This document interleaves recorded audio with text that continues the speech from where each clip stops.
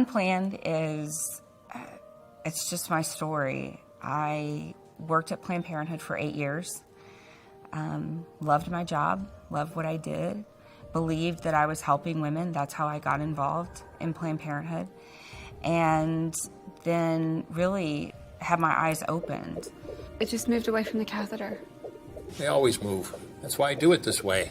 And I knew then that abortion took the life of an individual and unique human being. And I knew if those two things were true, then I was on the wrong side of this issue. I was on the wrong side of this debate. We had a wonderful girl that we know by the name of Megan Harrington. She came up to us. She's a Hollywood producer. She came up to us and gave us the book Unplanned by Abby Johnson. Said, you should make this a movie. I mean, someone that went from one side of the fence to literally the other side of the fence on such a hot button issue as abortion. To me, that's a powerful story. So as soon as we read the book, I was on board.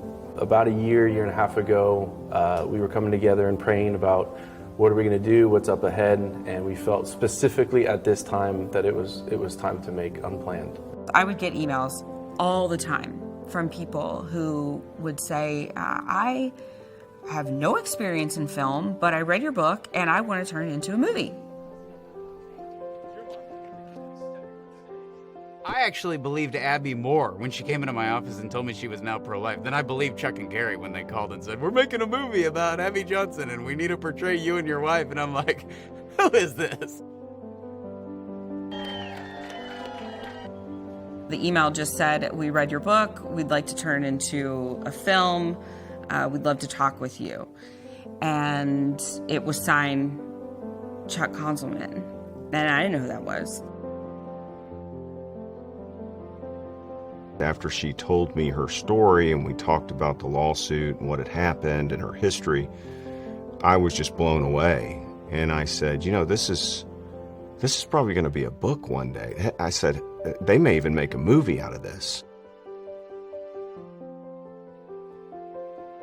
Abby's story is the most powerful story that the pro-life world has experienced up until this point. Sometimes the bravest thing you can possibly do is change your mind, and that's what Abby did. Seeing both sides and still having that characteristic of passion and helping women is something that people are really going to resonate with.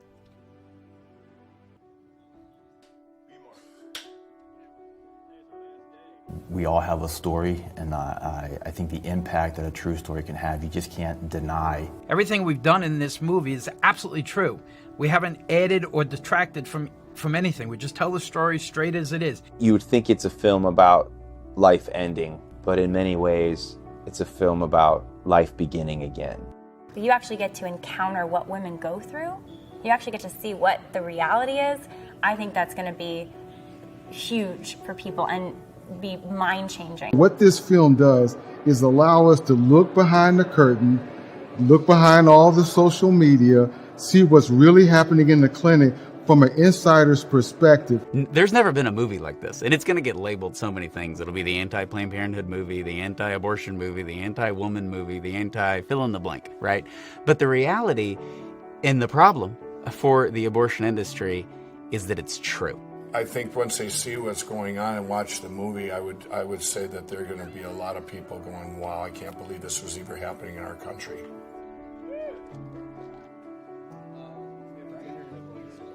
We moved forward in faith all throughout prep without knowing that we had the money to make the film until we got really close to shooting. And I had employees that were on for 10 weeks that didn't know if they'd had a job the next week. You know, I would tell them, okay, we can go another week and you're employed and hope you show up on Monday because we're not sure we have enough to pay you for the following week. So there's a commitment level that begins there when people would say, I'm so committed to this project, I want to be here, I want to be a part of this, I want to see this thing through. That kind of buy-in is not the same as I'm just showing up for a paycheck. We slid into the week before we were scheduled to start shooting with our financing incomplete and without a lead female for the role to play Abby Johnson. Which you're not supposed to do. And rather than with a week left. And we were unable to push the beginning of our shooting dates. Now, Monday morning, we're shooting. We got a 4,000 square foot set. We have 150, 200 people working. We've got millions of dollars at stake here. And the Thursday night, we still don't have a lead. We got to do hair, makeup, change her hair to red. 52 wardrobe looks 52. in the movie, and she hasn't, and no one started lining up her clothing yet. I mean, this is because we didn't know who it was going to be. So we're going through the list. Literally one by one, I'm getting chopped down. The last person on my desk is this person, Ashley Bratcher. When I first auditioned for Unplanned, I didn't really know who Abby was, and I was so compelled just from those 3 pages of sides. I got online immediately. I listened to her testimony. I watched her videos on YouTube, and listening to Abby speak and tell her story, I was floored. I mean, I was just ugly crying, and it really hit home for me on a very personal level. And I was just so moved by it that I went home and I told my husband, I said, I need to be a part of this film.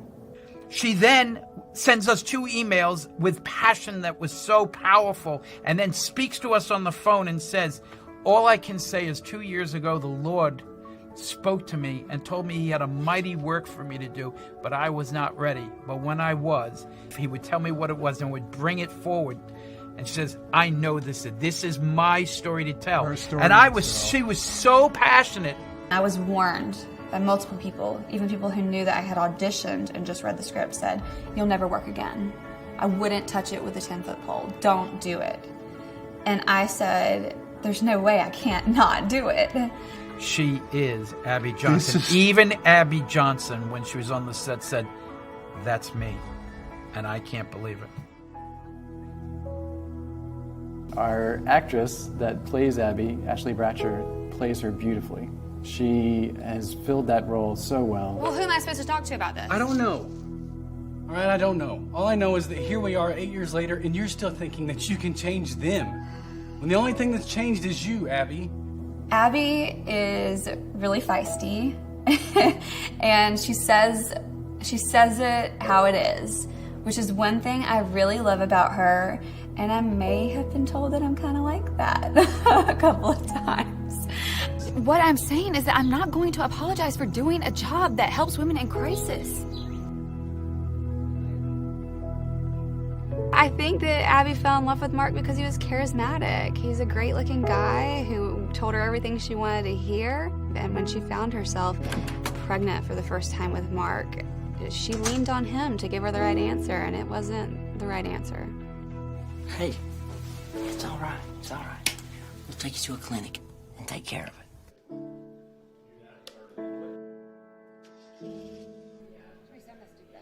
So I had already come to Oklahoma, and I had been working for a couple of days, and my mom called me.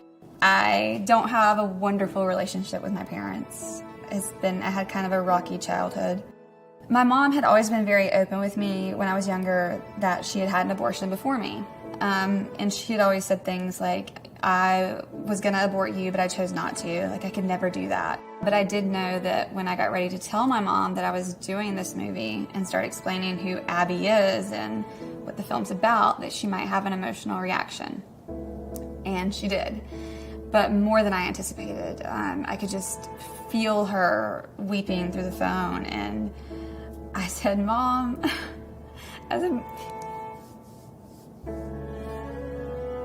I said, Mom, what's wrong? And she said, you don't know this, but I was there in the clinic. They had called my name, and I was in the room to abort you, and I got up and walked out. And I had no idea. And so you were literally 10 seconds away from an abortion. Now, 30 years later, she's going to become the face of the pro-life world. Can God cook or what? It's a very different concept to hear someone say, you know, abortion was an option, but I chose not to do that, as opposed to hearing you're seconds away, just minutes, seconds away from never having existed. But it's really evidence that God has just planned my steps long before I ever stepped foot on earth to be here doing this today. She was created before time by God for this moment, for a time such as this. So I guess technically I'm an abortion survivor, and I never knew it. This is truly a before I formed you in the womb, I knew you moment. She was created to play this role. Amazing.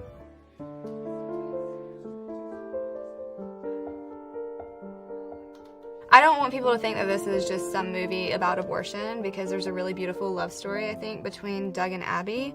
He is just so incredibly supportive, and he just loves her unconditionally.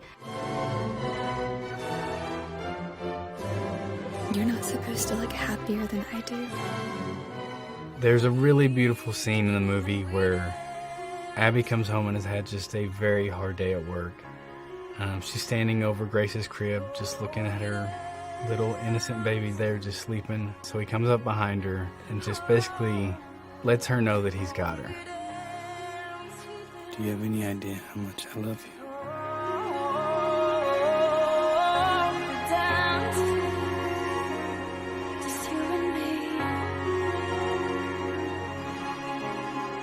It's nice to know, not alone. I've found my home here in your arms. And you're committed to carrying this pregnancy to term. I am. We are. We only have so much time, so much energy. If you choose to spend it elsewhere, there's less of you for here. Look, I already warned Doug, we are one and done. In our story, Cheryl is the face of Planned Parenthood. This is Abby. She's our newest volunteer escort. Abby, this is Cheryl Alessandro, clinic director. Welcome, nice to meet you. You too. When Abby begins to realize that her own views are beginning to separate from the official Planned Parenthood line, it's Cheryl then that she'll be having her friction with. We are paying you to be a perfect instrument of corporate policy, and corporate policy is simple. We are an abortion provider. In Unplanned, you see the true agenda being revealed, and that honestly, Planned Parenthood is a multi-billion-dollar business. Congratulations. You've managed to make an enemy of one of the most powerful organizations on the planet.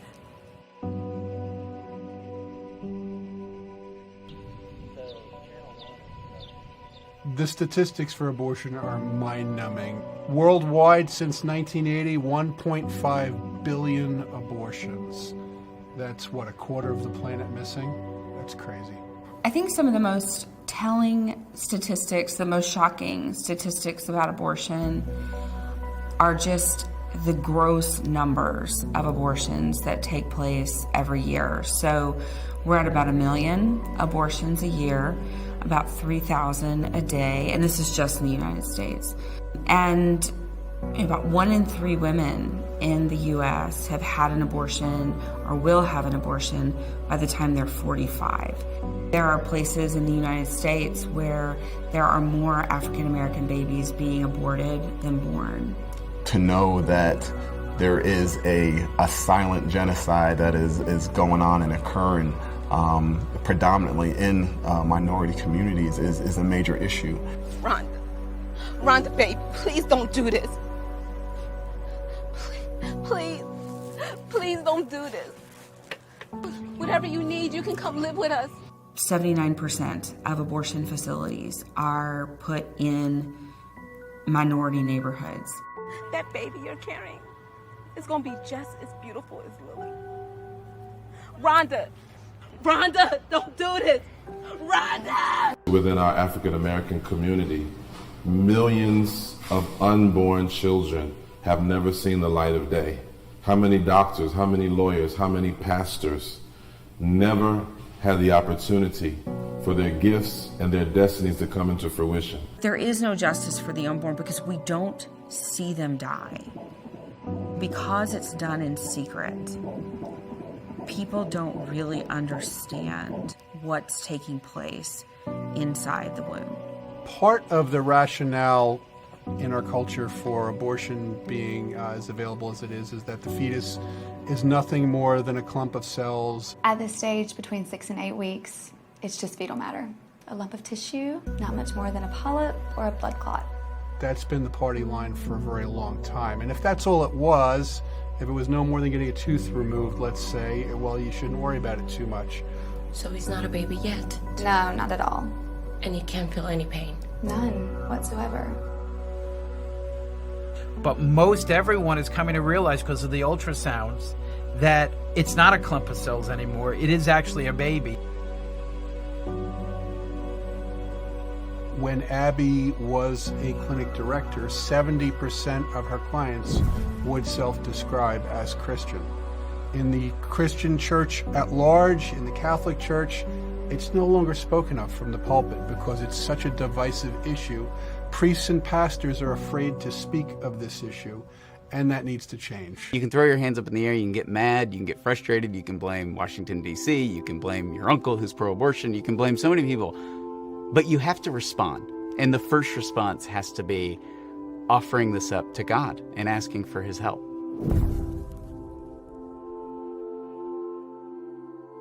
So in 1998, Planned Parenthood announced plans that they would build the first ever abortion facility in College Station, Texas, a city with about 60,000 college students. And they bought the land under a different name. Then they announced that it would be an abortion facility. And people at that moment in that community started going out and praying when it was just a pile of dirt.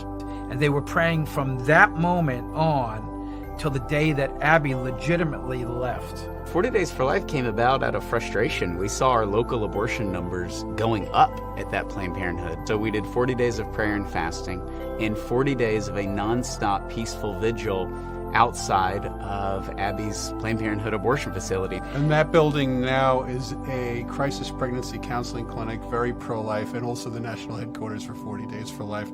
I dare say those prayers had some effect. Unbelievable. If abortion can end in one community, then it can end anywhere.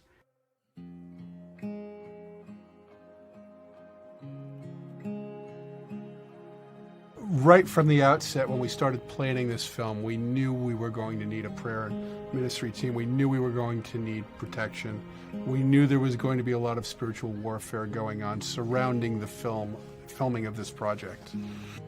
I've worked on sets before that have had people come and pray on set, but never, ever have I experienced it to the magnitude that I felt it on this film. The prayer ministry team that we put together was Catholics, evangelicals, all kinds from every denomination. I remember filming the most difficult scene in the movie, the abortion, the chemical abortion scene, and not realizing that not only our prayer team, but some of our crew members were standing outside of the wall holding it up with their hands, just praying over the scene. The cast and crew all said that they'd never been on any kind of a set that was anything like this. There was such a feeling of peace, there was such a feeling of calm, there was such a feeling of camaraderie over the shooting.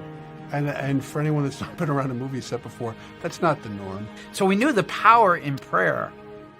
It was so powerful, as a matter of fact, that on every movie we do for now, it's a line item in our budget from now on. And so we intend to do it in an even bigger way. We want to recruit, for anyone who's listening, we want 1 million prayer warriors praying for this movie. So if you wanted to help us in any way at all, that's the way you could do it.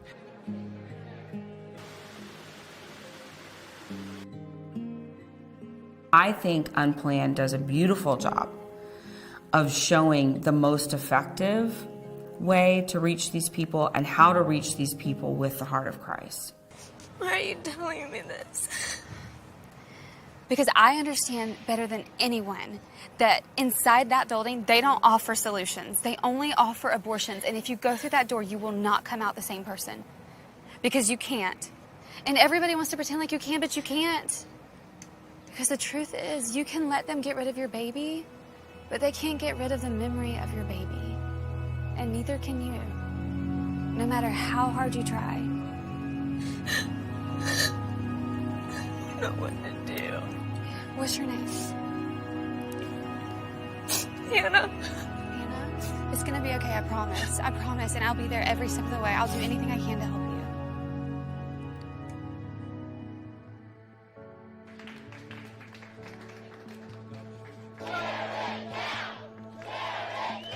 Media is the most important, most powerful tool for evangelization, for spreading word, an idea, a theory. I mean, there's nothing that is as powerful as the media. We've always said that if John or Paul or Peter or any of the apostles were here today, they wouldn't go door to door knocking and saying, let me tell you about Jesus. What they would do is they go and make a movie. No movie has spoken to post-abortive women like Unplanned will speak to them.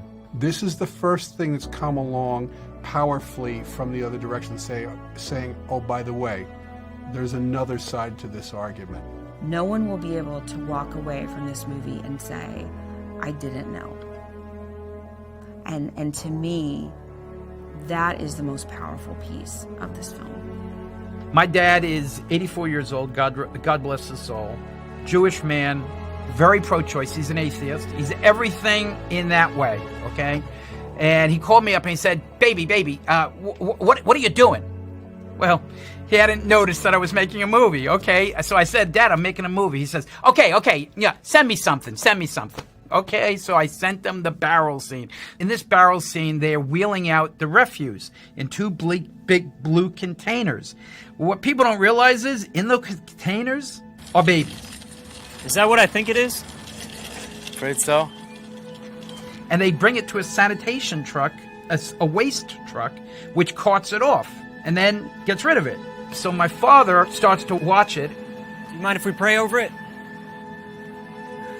I don't know about that, man. Please?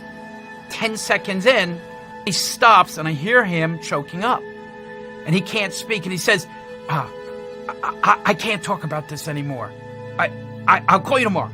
Bang. Next day comes, he gives me a call, and he says, we have to stop this abortion thing. We need to make laws to stop this. He said, you've shown us what we didn't want to see.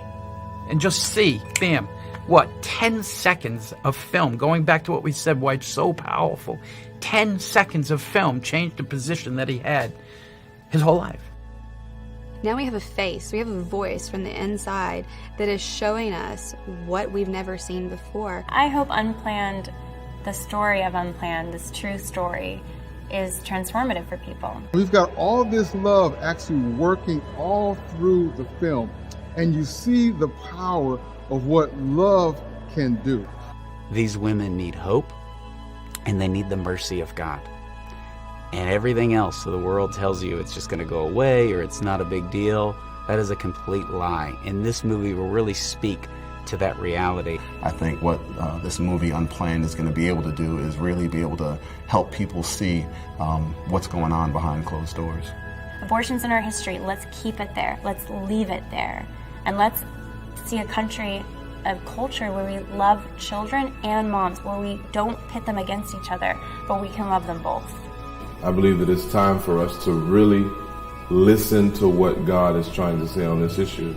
And that's why this is such an important message for this hour. That's what I think of this movie is going to really help people that don't realize what they're doing, what's been going on for 50 years. It's going to be an awakening.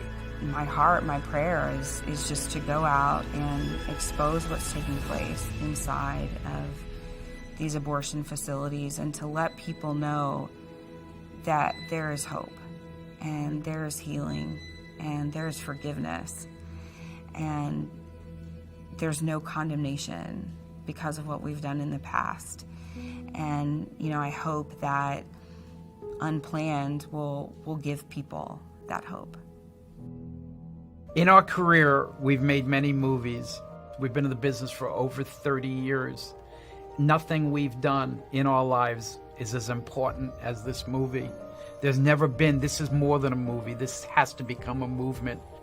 This is about simply saving babies' lives. We're really excited about getting this movie out because we think it's going to have a real impact on culture. And there are many ways you can help us. The first being prayer. The second is spreading the word on social media or talking to your friends, word of mouth. The third way is you can donate. And every dollar that comes in, we will spend that on the marketing of the movie and to bring people to the theater. Creating awareness for the film. And lastly, theater buyouts. What you do is you go to unplanned.com, and there you can rent the theater and bring all your friends and relatives, or if you're an organization or a corporation. Doing a red carpet screening in your very own town. We're pleased and proud to be bringing you this film in the spring of 2019. And we look forward to seeing you at the movies. 'Cause I don't believe in accidents. Miracles, they don't just happen by chance. As long as my God holds the world in his hands, I know that there's no such thing as unplanned. Yeah.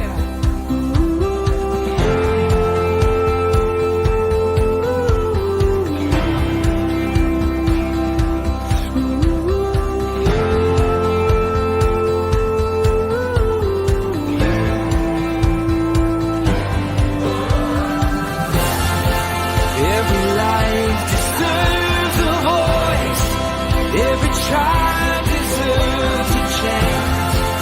You are more than just a choice. 'Cause there's no such thing as unplanned. Every life deserves a voice. Every child deserves a chance. You are more than just a choice. 'Cause there's no such thing as unplanned.